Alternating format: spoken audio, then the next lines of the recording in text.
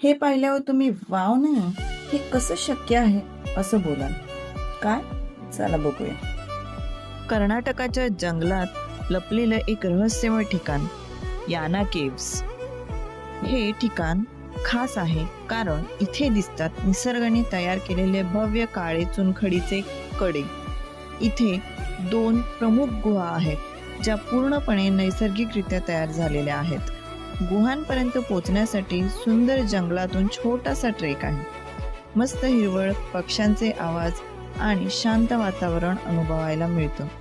जर तुम्हाला सुद्धा निसर्ग, शांत ठिकाण आणि हटके अनुभव आवडत असतील तर मग याना केव्स नक्की तुमच्या लिस्टमध्ये ऍड करा.